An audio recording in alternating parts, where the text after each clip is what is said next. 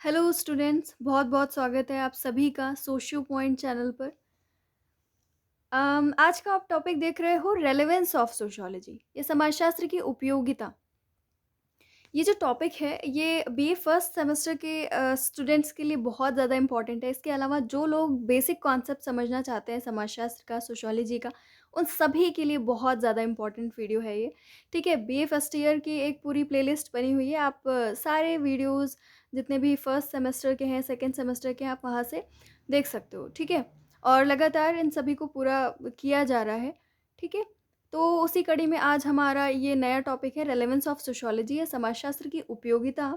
यही टॉपिक आपको practical significance of sociology के नाम से भी मिल सकता है। समाजशास्त्र का व्यवहारिक महत्व ऐसे करके, या इम्पोर्टेंस ऑफ सोशियोलॉजी भी लिखा हुआ मिल सकता है, समाजशास्त्र का महत्व। तो आपको ये चीज़ ध्यान रखनी है कि ये सारी बातें एक ही हैं। इन सभी में हमें एक ही चीज़ को समझाना है, एक ही चीज़ को बताना है। ठीक है? तो चलिए हम लोग जानते हैं अब कि इसके अंदर हमें क्या-क्या बताना होता है। देखिए, नाम से ही काफ़ी सारी चीज़ें कैच हो जाती हैं। उपयोगिता बतानी है, रेलेवेंस बताना है। जितने भी सब्जेक्ट हैं सबका अपना-अपना इम्पोर्टेंस होता है ना? कोई सब्जेक्ट बेकार का तो है नहीं, हर सब्जेक्ट का इम्पोर्टेंस है, वैसे ही सोशियोलॉजी का भी इम्पोर्टेंस है। और ख़ासकर हमारे भारत में, हमारा भारत जहाँ इतनी सारी डाइवर्सिटीज़ आपको देखने को मिलती हैं, इतनी सारी विविधताएँ, जहाँ पर अलग-अलग टाइप के क्षेत्र हैं, जहाँ पर अलग-अलग तरह के समाज, वहाँ के मूल्य, मान्यताएँ, धर्म, भाषा, जाति, है ना? रहन-सहन का तरीका, सब कुछ अलग-अलग मिलता है ना? तो ऐसे में समाजशास्त्र और भी ज़्यादा उपयोगी साबित होता है। और इसके अलावा हमारे यहाँ हमारे भारत में जो कि एक डेवलपिंग कंट्री है ना? तो यहाँ पे बहुत सारी समस्याएँ भी पाई जाती हैं। तो उनके सॉल्यूशन के लिए, उन समस्याओं को जानने के लिए भी समाजशास्त्र बहुत ज़्यादा ज़रूरी है। हमारे यहाँ जानते हो घूसखोरी, भ्रष्टाचार, जनसंख्या वृद्धि, बेरोज़गारी, है ना? तो इस तरीके की बहुत सारी चीज़ें, दिक्कतें, बहुत सारी दिक्कतें, है ना? अनगिनत दिक्कतें हैं। सोशल इनइक्वालिटी है, असमानता की समस्या है। ठीक है? बहुत सारे क्राइम्स, ठीक है? तो और स्त्रियों से संबंधित, मतलब गिनाते-गिनाते आपका ख़त्म नहीं होगा, इतनी सारी समस्या है। तो सोचो सोशियोलॉजी की कितनी ज़्यादा इम्पोर्टेंस है ना? तो आज वही सारी चीज़ें कुछ हेडिंग्स में हम लोग समझेंगे। और जब लॉन्ग या शॉर्ट नोट लिखने को आएगा तो आप इन हेडिंग्स का इस्तेमाल कर सकते हो। शॉर्ट नोट में तो आपको 1 से डेढ़ पेज लिखना होता है, तो बस पैराग्राफ वाइज़ लिखना होता है आपको, और उसमें पॉइंट्स, है ना, डालने होते हैं, पॉइंट्स डालने होते हैं और उनको हाइलाइट करना होता है। बाकी लॉन्ग में तो आपको पूरा हेडिंग एक्सप्लेन करनी होगी, ठीक है? तो चलिए हम लोग देखते हैं जो फर्स्ट पॉइंट है आपका, क्या लिखा हुआ है? सामाजिक समस्याओं के निराकरण में सहायक, helpful in solving social problems. ठीक है? अभी आपको मैंने बताया ना कि कितनी सारी समस्याएँ हमारे यहाँ, करप्शन, ठीक है? और अनएम्प्लॉयमेंट, कास्टिसिज़्म, इसके अलावा जो जुवेनाइल डेलिक्वेंसी है ना? और रूरल एरियाज़ में अपनी अलग-अलग दिक्कतें हैं, रूरल फीमेल्स से रिलेटेड वहाँ की, ठीक है? और आप पीज़ेंट अनरेस्ट देख सकते हो, है ना? और मतलब बहुत सारी समस्या, हिंदी में बोलें तो भ्रष्टाचार, है ना? बेरोज़गारी, गरीबी, पॉवर्टी, है ना? और पिछड़ी जाति जितनी भी हैं, उनकी अपनी अलग-अलग समस्याएँ हैं, जातिवाद है, ठीक है? और जो आपको रूरल एरियाज़ का बताया, मतलब ग्रामीणों से संबंधित समस्याएँ, जो कृषक आत्महत्या है ना? या आपका राजनीतिक अपराध भी देख सकते हो, पॉलिटिकल क्राइम्स, है ना? बाल अपराध, जुवेनाइल डेलिक्वेंसी, तो मतलब ये सारी जो जितनी भी दिक्कतें हैं, ये सब हमारी, मतलब ये सारी प्रॉब्लम्स का नाम बताओगे, बताओगे कि ये सारी समस्याएँ सोशल कॉजेज़ की वजह से ही हमारे यहाँ हैं। अगर हम उन सोशल कॉजेज़ या सामाजिक कारणों को दूर कर दें, दूर कैसे करेंगे? पहले उनकी खोज करेंगे कि आखिर इसके कारण क्या हैं? तो खोज करने के लिए हमें समाजशास्त्र की ज़रूरत पड़ेगी, है ना?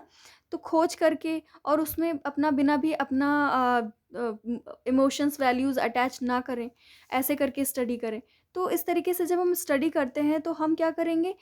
चीज़ों का सही-सही कारण ढूँढ कर के ले आएँगे कि इस समस्या का कारण क्या है? और फिर हम उस कारण को दूर करेंगे तो समाज में दिक्कतें, समस्याएँ दूर होंगी। तो ये सारी चीज़ें करने के लिए हेल्पफुल कौन होगा? सोशियोलॉजी होगा, ठीक है? इसके अलावा आपका लिखा हुआ है नेक्स्ट पॉइंट, राष्ट्रीय एकता में सहायक। देखो हमारे यहाँ या हेल्पफुल इन नेशनल इंटीग्रेशन, मतलब हमारे जितने भी भारत देश के लोग हैं सबके बीच में एकीकरण हो, एकता आए, है ना? यूनिटी आए। तो यूनिटी नहीं है, क्यों नहीं है? क्योंकि हम लोग बहुत अलग-अलग धर्म, संस्कृति, भाषा इन सब से बँटे हुए हैं हम लोग, है ना? इवन एरियाज़ के अकॉर्डिंग भी हम लोग क्या करते हैं, कहते हैं ये तो वहाँ के हैं, ये वहाँ के हैं, है ना? इस आधार पर भी हम अपने आप को अलग-अलग कर लेते हैं, ठीक है? तो इसकी वजह से हमारे सोसाइटी में आए दिन टाइम-टाइम पर आंदोलन, दंगे ये सब होते रहते हैं। तो ये सारी चीज़ें राष्ट्रीय एकता में बाधक होती हैं, है ना? नेशनल यूनिटी इनकी वजह से नहीं हो पाती। तो जब हम इन सारी चीज़ों के बारे में स्टडी करेंगे, है ना? बहुत सारी चीज़ों की डीप स्टडी करेंगे और सबके बारे में एक निष्पक्ष तौर पर हम अपने अध्ययन को सामने रखेंगे, तो क्या होगा? लोग एक-दूसरे को जानेंगे, सही बात जानेंगे कि क्या सही बात है, क्या वास्तविकता है, मतलब क्या रियलिटी है। उस चीज़ को जानेंगे तो क्या होगा? लोगों में आपसी प्रेम, भाईचारा बढ़ेगा, है ना? अब जैसे किसी ने किसी के लिए अपने मन में जैसे कोई कानपुर गया, है ना? अभी भी बहुत ज़्यादा फ़ेमस है। कानपुर गया और वहाँ पर लोगों ने उससे अच्छा बिहेव नहीं किया। तो वो कानपुर के किसी एक पर्टिकुलर एरिया में गया, छोटे से एरिया में, और वहाँ पे बाय चांस उसे कुछ खराब लोग मिल गए, तो उसने क्या कह दिया कि वहाँ के लोग ही अच्छे नहीं होते हैं। है ना? तो उसने एक ज़रा-सी जगह के आधार पर और एक छोटी-सी जर्नी, छोटा-सा, मतलब उसने छोटे से टाइम पीरियड के लिए वो वहाँ पे गया और कुछ ही लोगों से मिला और उसने क्या किया, पूरे कानपुर को कह दिया कि वहाँ के लोग अच्छे नहीं होते। तो क्या है, ये सारे जो इग्नोरेंस हैं, ये सारी जो धारणाएँ हैं, इन सबको दूर करेगा कौन? समाजशास्त्र, जब वो निष्पक्ष तौर पर अध्ययन करेगा, है ना? निष्पक्ष तौर पर कैसे? मान लो कोई समाजशास्त्री है, अब उसने देखा कि कानपुर के लोग पहले वो जा चुका है और उसके साथ अच्छा ट्रीट नहीं किया गया, है ना? तो वो उसके अंदर पहले से मन में है कि कानपुर के लोग अच्छे नहीं होते हैं। तो जब वो स्टडी करेगा तो क्या करेगा?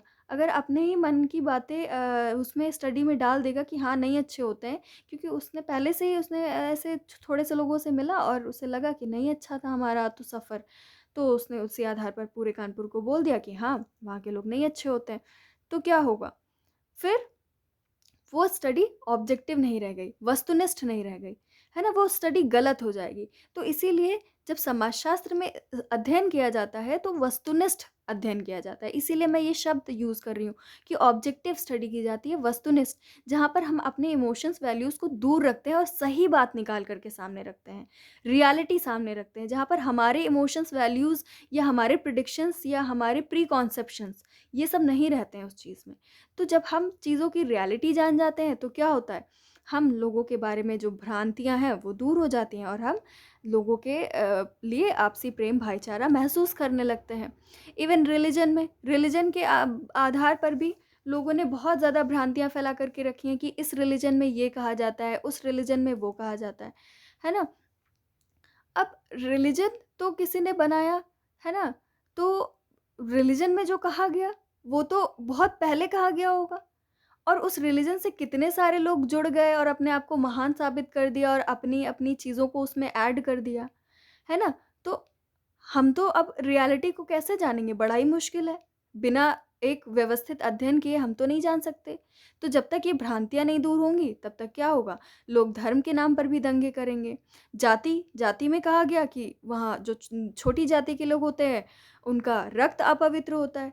तो ये तो लोगों को पहले से बताया जाता आ रहा है। ट्रेडिशनल थॉट है ये हमारे कि जो निम्न जाति के लोग हैं, उनका ब्लड ही इम्प्योर होता है, उनको मंदिर तक नहीं जाने दे सकते। तो ये सब क्या है? पुरानी बातें हैं ना। ये सब तो बहुत पहले की बातें हैं और चलती चली आ रही हैं, तो हम कैसे ये जान सकते हैं कि जिसने सबसे पहले कहा था वो सही ही कहा था? वो इंसान ही सही था, उसकी कोई दुश्मनी नहीं थी ऐसे लोगों से, है ना? तो जब हम व्यवस्थित अध्ययन करेंगे, तो हमें पता चलेगा कि नहीं, हम सब समान हैं। हम सबके अंदर ओ पॉज़िटिव, बी पॉज़िटिव यही वाले ब्लड रहते हैं। ऐसा नहीं कि किसी के अंदर कोई और खून रहता है। तो ये सब क्या है? जब तक हम ये नहीं जानेंगे कि ये जाति कहाँ से आई, है ना? किसने जाति बनाई? क्यों बनाई? उसका क्या मकसद था? तो हमारे अंदर क्या होगा? यही भरा रहेगा कि हाँ, जो निम्न जाति के लोग हैं वो अच्छे नहीं होते या उच्च जाति के लोग बहुत अच्छे होते हैं। है ना? तो ये सब भ्रांतियाँ कैसे दूर होंगी? जब हम सोशियोलॉजी को आगे बढ़ाएँगे, जब समाजशास्त्र में नए-नए अध्ययन होंगे, समाजशास्त्र में समाज से संबंधित अध्ययन होंगे और उनकी वास्तविकता को सामने रखा जाएगा। ठीक है? तो जब ये सारी चीज़ें होंगी तो क्या होगा? लोग एक-दूसरे के बारे में बहुत ज़्यादा अच्छे से जानेंगे और लोगों में ऑब्वियस सी बात है जब एक-दूसरे को हम जान जाते हैं तो क्या होता है? भाईचारा बढ़ जाता है ना? कोई नया पड़ोसी आपके घर के पास रहने आता है, ठीक है? पहले तो आप नहीं जानते होते हो, लेकिन जब वो रहने आता है, धीरे-धीरे आप उसको जानते हो, समझते हो तो क्या होता है? दोस्ती हो जाती है ना? अगर आपने पहले से ही सोच लिया कि मान लो हमारे घर के पास आ गए बिहार के लोग रहने और हमने मन में बना के रखा है कि बिहार के लोग अच्छे नहीं होते हैं, तो कभी हमारी उनसे दोस्ती होगी? या हम कभी उनसे बोलने की भी कोशिश करेंगे, बात करने की कोशिश करेंगे? नहीं, क्योंकि हमारे मन में भरा हुआ है। तो समाजशास्त्र ही इन सारी भ्रांतियों को दूर करने की कोशिश करता है और जब हम चीज़ों को अच्छे से जानते हैं, समझते हैं, तो क्या होता है? भाईचारा बढ़ता है। तो मतलब समाजशास्त्र की बहुत ज़्यादा उपयोगिता है। Helpful in adjusting new situations नई परिस्थितियों के साथ समंजन कराने में सहायक। समंजन मतलब एडजस्टमेंट करवाने में सहायक, ठीक है? देखो सोशियोलॉजी इस मामले में तो बहुत ज़्यादा इम्पोर्टेंट है क्योंकि हमारा देश जो है बड़ा बदल रहा है ना? बड़ी तेज़ी से बदल रहा है। हमारे यहाँ तेज़ी से नए-नए इंस्टीट्यूशंस जुड़ रहे हैं, ठीक है? नए-नए लोगों के ग्रुप्स जुड़ रहे हैं। अब देखो नए लोगों के ग्रुप जुड़ रहे हैं जो क्या कहते हैं अपने आप को मैं सेकुलर हूँ, मैं किसी धर्म को नहीं मानता। एक नया ग्रुप आ गया जिसने कहा मैं किसी जाति को नहीं मानता, ठीक है? तो इस तरीके से या जैसे हमारे यहाँ एक नई संस्था आई लिव इन रिलेशनशिप, ठीक है? जिसके लिए कॉन्स्टिट्यूशन में भी लॉज़ बनने शुरू हो गए। तो ये सारी जो नई परिस्थितियाँ होती हैं, ये सारी इनके बारे में अम अ, ज्ञान कराने में, है ना? कि ये क्या हैं, ठीक है? सही हैं या नहीं हैं? या अगर ये आई हैं तो इनकी वजह से भविष्य में क्या समाज में कोई समस्या या खतरा पैदा हो सकता है? ये सब एनालिसिस करता है कौन? समाजशास्त्र। और इसकी वजह से आने वाले भविष्य कैसा होगा, उन सब से हमें अवगत कराता है। सही होगा, गलत होगा, क्या होगा, है ना? हमें पहले से ही सचेत करा देता है। अब जैसे हमारे यहाँ अब क्या है हमारे देश में तेज़ी से टेक्नोलॉजीज़ का यूज़ हो रहा है। अब तेज़ी से सोशल मीडियाज़ पे पिक्चर्स वायरल हो रही हैं जिसमें क्या है, घर के 5 लोग हैं तो पाँचों लोग एक साथ ही बैठे हुए हैं बट सारे के सारे लोग फ़ोन पे देख रहे हैं। तो इस तरीके से क्या है, ये हमें एक सचेत कराया जा रहा है कि ये सब चीज़ें जो हो रही हैं वो भविष्य के लिए अच्छी नहीं है। इससे लोगों में स्ट्रेस बढ़ेगा, दूरियाँ बढ़ेंगी, लोगों की पर्सनैलिटी डेवलप नहीं हो पाएगी, लोग ग्रुप में अच्छे से बिहेव नहीं कर पाएँगे, उनका कम्युनिकेशन स्किल ख़राब हो जाएगा। तो कहने का मतलब है ये सब जो सोशियोलॉजी वाले ही स्टडी करते हैं, है ना? नई परिस्थितियों से हमें एडजस्ट करवाते हैं और उनका ज्ञान करवाते हैं। इसके अलावा जनजातियों की समस्याओं को हल करने में उपयोगी useful in solving tribal problems. देखो ट्राइबल प्रॉब्लम्स ख़ास इसमें हेडिंग इसलिए बनाई है क्योंकि हम सब लोग ट्राइब्स के साथ तो रहते नहीं हैं, है ना? अब ट्राइब की क्या दिक्कत है, क्या नहीं, लोग उनसे मिलते भी नहीं हैं, है ना? कई ट्राइब्स ऐसी होती हैं जो लोगों को नए लोगों को अपने ग्रुप में आने भी नहीं देती हैं। तो सोशियोलॉजिस्ट जो होते हैं, इसके अलावा एंथ्रोपोलॉजिस्ट भी खासकर वो भी ट्राइब्स की स्टडी करते हैं बट वो कैसी हैं ट्राइब, क्या बोलचाल है, क्या रहन-सहन है, एग्ज़ैक्टली वो हमें बताते हैं। लेकिन जो सोशियोलॉजी होता है, सोशियोलॉजी के अंदर हम क्या करते हैं, ट्राइब्स की रिलेटेड पॉलिसीज़ बनाने में हेल्प करती है सोशियोलॉजी की स्टडी। ट्राइब्स की क्या कंडीशन है ना? कैसे उसका डेवलपमेंट कर सकते हैं, ठीक है? ये सारी चीज़ों के बारे में हमें स्टडी करके कौन बताता है? सोशियोलॉजी, है ना? वो तो हमारे जीवन शैली और हर चीज़ से बिल्कुल डिफरेंट हैं, है ना? तो हमें उनके बारे में एक सही तरीके से जानना होगा और उनको क्या-क्या दिक्कतें आ रही हैं, क्या-क्या डेवलपमेंट के लिए नीड है, वो सारी चीज़ें हमें स्टडी के द्वारा ही पता चल सकती हैं कि हमें एक अध्ययन करना होगा, समाजशास्त्री विश्लेषण करना होगा, है ना? तो उसके लिए भी क्या होता है, हम सोशियोलॉजी की हेल्प लेते हैं, ठीक है? अब जैसे आजकल झारखंड वगैरह में और पंजाब साइड भी जितने भी ऐसे एरियाज़ हैं जहाँ पे ट्राइब्स ज़्यादा पाई जाती हैं, वहाँ पे एक समस्या तेज़ी से देखने को मिल रही है कि लोग जो क्रिश्चियन मिशनरीज़ हैं, वो तेज़ी से क्या कर रहे हैं, ईसाई बना रहे हैं जनजातियों को। देखो, कई लोग हैं जो उनको मतलब उनका माइंड ओपन करने की कोशिश कर रहे हैं। लेकिन कुछ ऐसे ग्रुप्स भी हैं जो उनको ज़बरदस्ती धर्म परिवर्तन करा रहे हैं। मतलब 2 टाइप के लोग हैं। एक तो ये है, दोनों ही क्रिश्चियनिटी से जुड़े हुए हैं, है ना? एक तो कहता है कि आप ईश्वर को जानो, है ना? ये जो वो उनको नए नियम बताते हैं, है ना? कि आप ऐसे रहो तो ज़्यादा बेटर रहेगा, और उसमें वो लोग जीसस की बात करते हैं, ठीक है? एक तो ये होते हैं, दूसरे ये होते हैं कि हाँ, चलो मैं आपको ये सारी चीज़ें दूँगा, ये सारे फ़ायदे होंगे आपको, आपको ये इकोनॉमिक प्रॉफ़िट होगा, आप क्या करो, अपना रिलिजन चेंज कर लो, है ना? तो ये अब वो तो भोले-भाले होते हैं, नए लोगों ने जो सिखा दिया, समझा दिया अपने तरीके से उनका रिलिजन चेंज करने के लिए, उन्होंने वही मान लिया। या कुछ लोग ऐसे होते हैं जो उनसे रॉ मटेरियल्स वग़ैरह ले लेते हैं, है ना? उनको कम पैसे दे कर के या कोई लालच दे कर के, या वहाँ पे मानव तस्करी बहुत पाई जाती है ना? वहाँ के लड़कियों को काम देने के बहाने गायब कर दिया जाता है। तो इस तरीके की मतलब उनकी भी बड़ी दिक्कतें हैं, और इनको भी हमारे साथ जुड़ने की ज़रूरत है ना? मतलब हमारे साथ जुड़ने का मतलब क्या है? वो लोग भी पढ़ें-लिखें, साइंस को जानें, और जैसे हमारे यहाँ एसटी रिज़र्वेशन दिया गया, ये सब कैसे दिया गया? क्योंकि हमने जब उनकी स्टडी की और हमने एक सॉल्यूशन निकाला कि हम ट्राइब्स को भी रिज़र्वेशन दें, ताकि वो लोग भी आईएएस, पीसीएस या गवर्नमेंट जॉब्स में आ सकें, है ना? अदर गवर्नमेंट जॉब में। तो वो भी आगे बढ़ेंगे। तो ये सारी चीज़ें हैं, तो सोशियोलॉजी इन सब में बहुत हेल्पफुल होता है। जनसंख्या संबंधी समस्याओं को समझने में उपयोगी। Useful in understanding population related problems. अब देखो, पॉपुलेशन रिलेटेड प्रॉब्लम क्या है कि वही है कि बहुत तेज़ी से बढ़ रही है जनसंख्या, है ना? सबसे बड़ी दिक्कत दिक्कत तो यही है। और आप देख रहे हो बहुत सारे नारे बने, जैसे आप बहुत फ़ेमस नारा है, हम दो हमारे दो। तो इससे क्या होगा? जनसंख्या को नियंत्रित करने की कोशिश की गई। बहुत सारे फैमिली प्लानिंग वाले कार्यक्रम चलाए गए, है ना? बहुत सारी पॉलिसीज़ बनाई गई, और ये सब कैसे बनाई गई? जब हमने इन सारी चीज़ों की स्टडी की, है ना? कि कैसी पॉपुलेशन है, लोग कैसे हैं वहाँ के, उनकी क्या माइंडसेट है। जैसे लोगों ने स्टडी किया कि चलो अर्बन में तो छोड़ दो, रूरल में ज़्यादा ज़रूरत है, क्योंकि रूरल के लोगों का बिलीफ सिस्टम क्या है कि भगवान ने जितनी भी संतानें दी हैं, वो सब भगवान की हैं, हमारी उन पे मर्ज़ी नहीं है, जितनी जन्म ले रही हैं, जन्म लेने दो। तो ये सोसाइटी है ना, ये सोशियोलॉजी ने ये स्टडी करके बताया ना कि ये लोग ऐसा सोचते हैं। फिर सोशियोलॉजी ने ये सॉल्यूशन दिया कि भाई पहले जाओ गाँव में लोगों को शिक्षित करो, वहाँ पे फैमिली प्लानिंग प्रोग्राम्स के लिए अवेयर करो लोगों को। उनको बताओ कि कैसे रोक सकते हैं परिवार निरोधक, ऐसे कुछ होता है ना, गर्भ निरोधक चीज़ों के बारे में उन्हें बताया, है ना? तो ये सारी चीज़ें बताई। तो ये सब क्या है, जब आप स्टडी करोगे पॉपुलेशन की, तभी तो ये सारी चीज़ों को आप बहुत प्रभावी तरीके से बता सकते हो कि क्या चीज़ें कहाँ के लिए सही हैं, है ना? तो useful in understanding population related problems, है ना? कि एक पॉपुलेशन की क्या प्रॉब्लम है।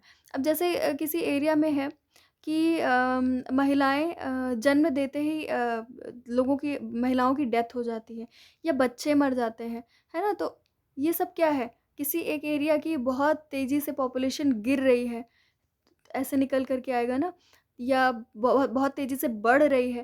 तो ये सब चीज़ें जब पता चलेंगी, ये सब सोशियोलॉजी वाले ही स्टडी करके बताएँगे, और जब वो बताएँगे कि यहाँ इस एक ख़ास एरिया की ये प्रॉब्लम है, या यहाँ पर इस तरीके की फैमिली प्लानिंग, या इस तरीके के प्रिकॉशंस की, या यहाँ पे इस तरीके के हॉस्पिटल की ज़रूरत है, तो ही वहाँ पे गवर्नमेंट भी काम करके दिखाएगी, है ना? जब गवर्नमेंट को पता ही नहीं होगा कि इस एक ख़ास एरिया में की ज़रूरत क्या है, तब तक वहाँ पे कैसे चीज़ें इम्प्लीमेंट हो पाएँगी जब पता ही नहीं है। तो ये सब पता कौन करता है? सोशियोलॉजी वाले करते हैं, ठीक है? यहाँ पे आप बता सकते हो, एक डेमोग्राफ़ी ब्रांच है समाजशास्त्र की, डेमोग्राफ़ी या जनांकिकी, ठीक है? जनांकिकी, जिसमें हम सिर्फ़ और सिर्फ़ पॉपुलेशन रिलेटेड स्टडीज़ ही करते हैं, ठीक है? फिर आता है आपका आर्थिक विकास के कार्यक्रमों के कार्यान्वयन में सहायक। आर्थिक विकास के जितने भी कार्यक्रम हैं, उनको इम्प्लीमेंट करना, कार्यान्वयन मतलब क्या? Implement, helpful in implementation of programmes of economic development, या helpful in implementation of programmes related with economic development, ये कर सकते हो। ठीक है, आर्थिक विकास के कार्यक्रमों के कार्यान्वयन में सहायक होता है कौन? समाजशास्त्र। ठीक है, ये बहुत ही, देख रहे हो ना, सोशियोलॉजी बड़ा मल्टी डायमेंशनल है। अब इसमें ये क्या करता है? लोगों का इकोनॉमिक डेवलपमेंट भी करता है। आप लोग सोच रहे होगे ये तो इकोनॉमिक्स वालों को करना चाहिए, नहीं, ये तो हमारे समाज से भी जुड़ा हुआ है ना, इसलिए वो क्या करता है? समाजशास्त्र भी इन सारी चीज़ों में योगदान देता है। ठीक है, जैसे गवर्नमेंट ने कोई पॉलिसी इम्प्लीमेंट की कहीं पर, है ना? तो वहाँ पर वो क्या करता है, समाजशास्त्र, जैसे अभी इम्प्लीमेंट की गई तो 10 साल बाद वहाँ पे देखेगा कि शुरुआती दौर में वहाँ की स्थिति कैसी थी और 10 साल बाद कैसी हुई। वहाँ के परिवर्तन को जानने की कोशिश करेगा, और फिर गवर्नमेंट को पता चलेगा कि हाँ, ये पॉलिसी यहाँ पर अच्छे से वर्क कर रही है या ये वर्क नहीं कर रही है, दोनों चीज़ें हैं, है ना? और टाइम टू टाइम ऐसे ही चीज़ों को हमें जानने की ज़रूरत पड़ती है, तो सोशियोलॉजी की ही हेल्प ली जाती है कि यहाँ पे एक्चुअली में ये काम कर रही है कि नहीं कर रही है, या किस तरीके की पॉलिसी यहाँ पर काम करेगी, है ना? अब जैसे लोग बहुत तेज़ी से बीमार होकर के ख़ास एरिया में मर रहे हैं, है ना? तो पता चला उन्हें कि क्योंकि उन लोगों वो लोग क्या करते थे, खुले में शौच करते थे। अब उसकी वजह से क्या किया, गवर्नमेंट ने बहुत सारे क्या किए, टॉयलेट्स बनाए गाँव में हज़ारों की संख्या में। फिर क्या किया, देखा कि लोगों ने क्या किया, उन टॉयलेट्स को लोगों ने स्टोर रूम की तरह यूज़ कर लिया।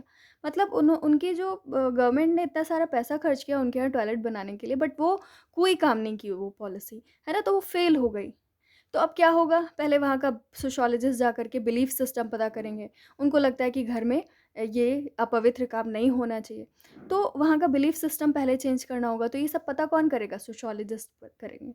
तो यही सारे कुछ प्रॉफिट्स होते हैं जो क्या होता है, सोशियोलॉजी की वजह से होते हैं। तो बहुत ज़्यादा इम्पोर्टेंस है समाजशास्त्र की, ठीक है? तो ये सारी चीज़ें आप बता सकते हो, और कुछ अगर आपको ऐड करना हो, है ना? या कुछ पूछना हो तो आप कमेंट कर सकते हो।